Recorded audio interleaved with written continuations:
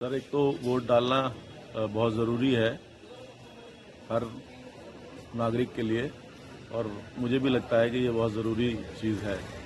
तो इसलिए मैंने सुबह सुबह आने का प्रोग्राम बनाया है।